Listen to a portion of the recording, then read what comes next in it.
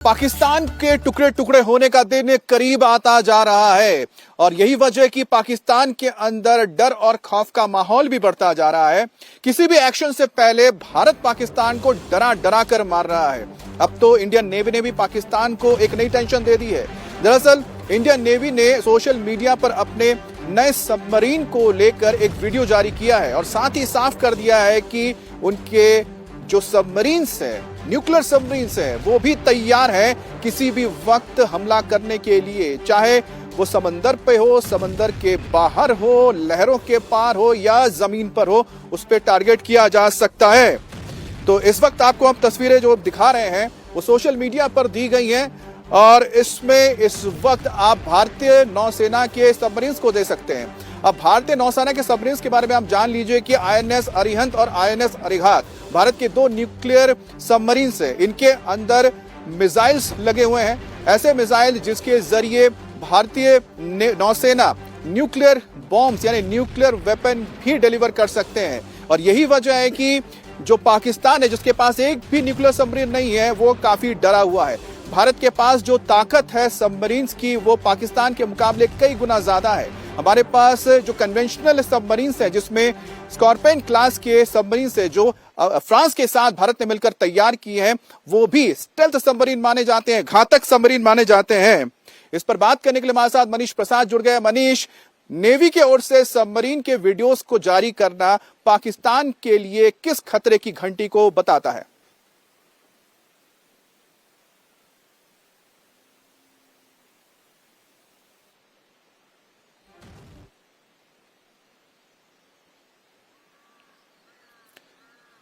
तो पाकिस्तान के लिए इस वक्त चारों तरफ से भारत उसे घेर रहा है, चाहे डिप्लोमेटिक तरीके से हो, फाइनेंशियली हो या फिर भारतीय सेना हो। नौसेना ने अब सबमरीन्स के वीडियोस जारी करके यह साफ कर दिया है, जैसा कि आपने बताया था हमने, कि 30 तारीख से लेकर 3 तारीख तक भारतीय सेना अरब सागर में इस वक्त एक्सरसाइज कर रही है और पाकिस्तानी सेना में बिल्कुल उसके सामने ही है। ऐसे में जब भारतीय सेना की ओर से, भारतीय नौसेना की ओर से सबमरीन के वीडियो सामने आते हैं, तो मनीष, ये संकेत क्या है पाकिस्तान के लिए और पाकिस्तानी नेवी के लिए? देखिए, भारतीय नौसेना का समुद्री डोमिनेंस है, अरेबियन सी या फिर ब्लू वाटर, जहां पर आप साधारण शब्दों में समझें कि भारत और पाकिस्तान की करीबन 750 किलोमीटर की जो समुद्री सीमा है, उस सीमा को जिसे EEZ कहते हैं, वहां पर भारतीय नौसेना पूरी तरह से तत्पर और तैयार है। इसी वजह से जैसे ही विक्रांत पहुंचा, जो कि एयरक्राफ्ट कैरियर है भारतीय नौसेना का, जो पूरा कैपेबल है, MiG-29K जैसे फाइटर एयरक्राफ्ट से लैस है, आधुनिक वेपन सिस्टम लगे हैं, और उसके बाद सबमरीन का डिप्लॉयमेंट इस पूरे एरिया को यह बताता है कि इस समय भारतीय नौसेना पूरी तरह से सक्षम है 1971 को, यानी ऑपरेशन ट्राइडेंट, जब कराची बंदरगाह को पूरी तरह से धुआं कर दिया था, ठीक उसी हालत को दोहराने के लिए। हम आपको यही बता दें कि इसी वजह से पाकिस्तानी एयरफोर्स ने अपने सरगोदा से F-16 फाइटर एयरक्राफ्ट को फ्लाई करवा के सदर्न रीजन, जो कि कराची से बेहद करीब है, ग्वादर एयरपोर्ट, वहां पर ग्वादर बेस, वहां पर डिप्लॉय किया है ताकि वो किसी भी कंटिजेंसी से निपटा जा सके। लेकिन हम आपको यह भी बता दें कि भारतीय इस समय नौसेना के पास जो स्कॉर्पियन क्लास सबमरीन है, या फिर उसके जिसमें वागीर शामिल है, वाकशीर शामिल है, कलवरी क्लास जो सबमरीन्स है, उसके अलावा स्ट्रेटेजिक फोर्स कमांड की जो सबमरीन है, जिसका नाम हम क्लासिफाइड रीजन से नहीं बता सकते, लेकिन वो पूरी कैपेबल है और पावर है भारतीय नौसेना की, जो वाटर यानी समुद्र की सतह पर, समुद्र के नीचे 150 से 200 मीटर जाकर पूरे पाकिस्तानी जो डोमिनेंस है उसको ध्वस्त कर सकती है। तो अगर नेवी की कार्रवाई होती है, तो ऐसे में पाकिस्तानी नौसेना और साथ ही साथ उसका जो पूरा समुद्री इलाका है और साथ ही साथ जमीनी इलाका भी है, वो भी नेवी के जद में आता है, उसके टारगेट रेंज में आता है। और यही बात नेवी लगातार इस वक्त पाकिस्तान को समझा भी रही है और संदेश भी दे रही है। लेकिन इस बीच आपको बता दें, एक और बड़ी खबर आ रही है गुजरात के अमरेली से, जहां पर एक शख्स को गिरफ्तार किया गया है और इस शख्स के ऊपर आरोप है कि इसका जो कनेक्शन है वो पाकिस्तान और अफगानिस्तान के साथ है। एसओजी की टीम ने मदरसे के इस मौलवी को गिरफ्तार किया है, जिसका नाम अहमद फजल शेख है। और अहमद फजल शेख को एसओजी अब अपने साथ अहमदाबाद लेकर गई है। इससे पूछताछ की जा रही है ताकि इसके जो पाकिस्तान और अफगानिस्तान के साथ जो कनेक्शन है उसके बारे में जानकारी मिल सके, क्योंकि टेक्निकल टीम ने मोबाइल का डेटा भी रिकवर किया है जिससे काफी कुछ संदिग्ध चीजें निकलकर सामने आई है। और इससे प्रतीत होता है, जो अभी शुरुआती जांच हो रही है उसमें, कि कहीं ना कहीं यहाँ पर जासूसी का एंगल है और कहीं ना कहीं यहाँ पर जो क्लासिफाइड इंफॉर्मेशन होते हैं उनको शेयर किया जा रहा था पाकिस्तान के साथ। और यही वजह है कि गिरफ्तार किया गया है, यहाँ पर एसओजी की टीम ने गिरफ्तार किया है इस मौलवी को। और इस बीच एक और बड़ी खबर आपको, शंकास्पद व्यक्ति मिला जिसके पास से उनकी आइडेंटिटी और अदर डॉक्यूमेंट्स की जांच करने पर उनके पास आधार कार्ड के अलावा कोई दूसरा आइडेंटिटी प्रूफ पहले नहीं मिला था। और जब उनके फ़ोन की जांच पड़ताल की गई तब उसमें पाकिस्तान और अफगानिस्तान से जुड़े हुए काफ़ी व्हाट्सएप ग्रुप और टेलीग्राम ग्रुप मिले हुए थे। इसके बाद उनकी जब ज़्यादा पूछपरछ की गई तब उनके पास उनकी आइडेंटिटी के जो प्रूफ हैं मिले हैं, उनकी आगे फर्दर इंक्वायरी हो रही है। उनके जो मोबाइल में जो ग्रुप्स मिले हैं उनको भी आगे टेक्निकल टीम को भेजा गया है। अगर इसमें आगे जो कोई भी अपडेट मिलेगा तो आपके साथ शेयर किया जाएगा। और एक और बड़ी खबर आपको बता दें कि इस वक्त भारत और पाकिस्तान के बीच जो टेंशन है और जो लगातार टेंशन बढ़ता जा रहा है उसके मद्देनजर एक नया डेवलपमेंट हुआ है। देश के रक्षा मंत्री राजनाथ सिंह ने अपना रूस का दौरा रद्द कर दिया है। 9 मई को उनको विक्ट्री परेड में मॉस्को में शामिल होना था, लेकिन इस वक्त जिस तरह के हालात बने हुए हैं ऐसे में रक्षा मंत्री ने भी अपना दौरा रद्द कर दिया है। इससे पहले आपको बता दें कि प्रधानमंत्री मोदी को मॉस्को जाना था और 9 मई को विक्ट्री परेड में शामिल होना था, लेकिन पहलगाम हमले के बाद जिस तरह से प्रधानमंत्री मोदी ने पहले सऊदी अरबिया के दौरे को, पहले 2 दिन के दौरे को 1 दिन में ही खत्म करके जल्द वापसी कर ली थी, उसी तरह से उन्होंने अपने मॉस्को दौरे को भी रद्द कर दिया था, जिसके बाद कहा गया था कि प्रधानमंत्री की जगह पर रक्षा मंत्री राजनाथ सिंह जाएंगे। लेकिन इस वक्त राजनाथ सिंह ने भी अपना यह दौरा रद्द कर दिया है और यही वजह है कि जो हालात इस वक्त बने हुए हैं भारत और पाकिस्तान के बीच, उसके मद्देनजर दोनों ही नेताओं ने, पहले प्रधानमंत्री फिर रक्षा मंत्री ने रद्द किया। लेकिन इस बीच पाकिस्तान की जो टेंशन है लगातार बढ़ती जा रही है और ये वजह है कि पाकिस्तान अब सोच रहा है कि किस तरह से भारत का मुकाबला किया जाए। अब कहा जा रहा है कि पाकिस्तान अपना बैलिस्टिक मिसाइल का परीक्षण करने जा रहा है और उसकी कोशिश है कि किसी तरह से भारत के ऊपर दबाव बनाया जाए कि अगर वो अपने मिसाइल को टेस्ट करता है ऐसे वक्त में जबकि दोनों देशों के बीच एक टेंशन है, तो उसे ये लगता है कि शायद भारत इससे घबरा जाएगा। लेकिन ऐसा नहीं है, क्योंकि भारत भी लगातार अपना पराक्रम दिखा रहा है और पाकिस्तान की ओर से इसी तरह के जो हथकंडे हैं अपनाए जा रहे हैं। एक और बड़ी खबर आपको बता दें, पाकिस्तान अब दूसरी तरफ से भी जोर आजमाइश करने पर उतर आया है।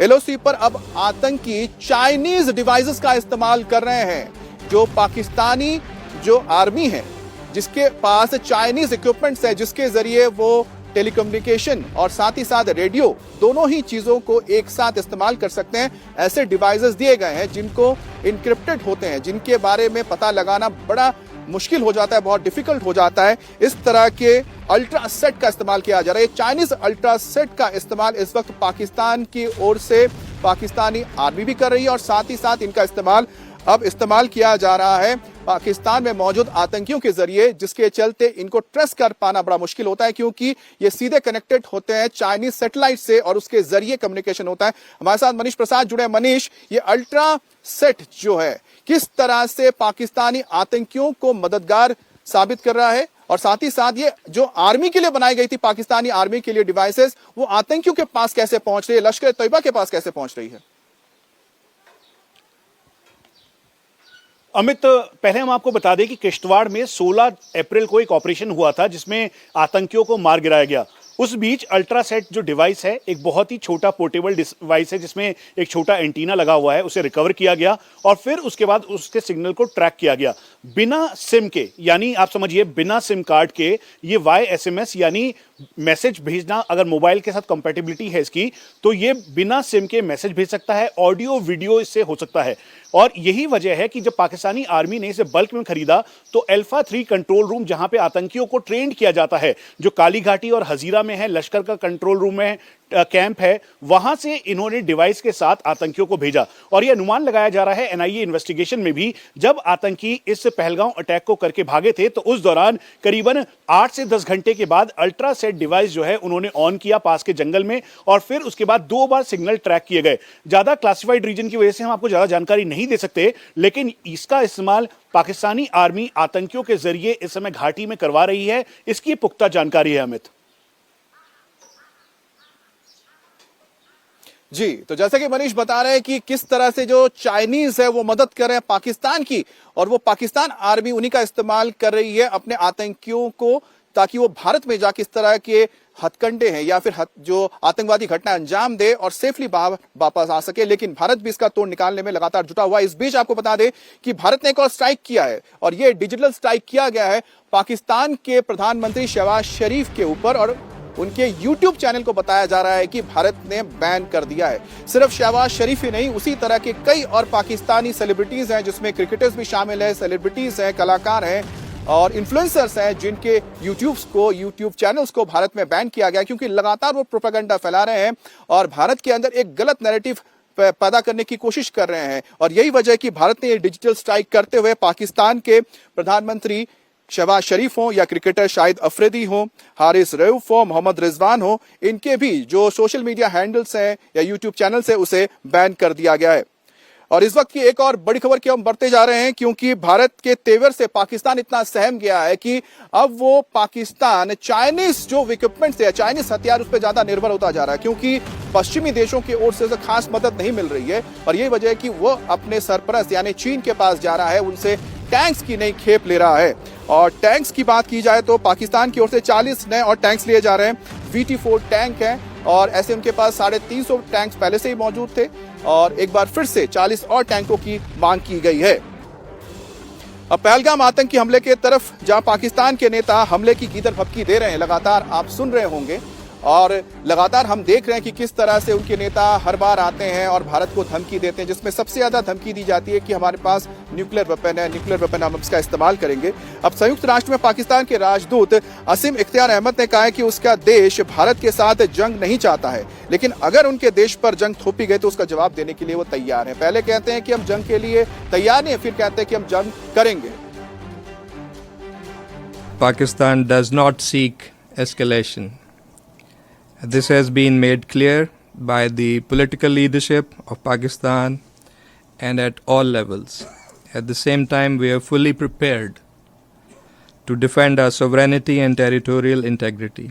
Should India resort to aggression, Pakistan will exercise its inherent and legitimate right to self-defense as enshrined in the UN Charter. As we speak, there is reasonable intelligence indicating towards imminent threat of kinetic action by India against Pakistan. Holding of the Indus Waters Treaty in abeyance is unilateral and illegal. There are no such provisions, in fact, in the treaty. India's unilateral and unlawful actions are bound to undermine regional peace and stability with catastrophic implications. और इस बीच LOC पर इस वक्त पाकिस्तान के जो सेना है और साथ ही साथ यहाँ पर जो आतंकी कैंप्स चलते थे, लॉन्चिंग पैड है, वो खाली कराए जा रहे हैं, क्योंकि साफ उनको डर है कि जब हमला होगा तो जो भी लॉन्चिंग पैड है या फिर आतंकी ठिकाने हैं, सबसे पहले उनको टारगेट किया जाएगा, उसमें जो भी होगा उसे मिट्टी में मिला दिया जाएगा। और यही वजह है कि इस वक्त चाहे जैश के हो या फिर लश्कर के, जो भी यहाँ पर लॉन्चिंग पैड मौजूद थे, उन्हें खाली करवाने का काम शुरू हो चुका है। और LOC के पास ऐसे 10 से 12 बताया जा रहे हैं कि ठिकाने हैं जिनको खाली करा लिया गया है।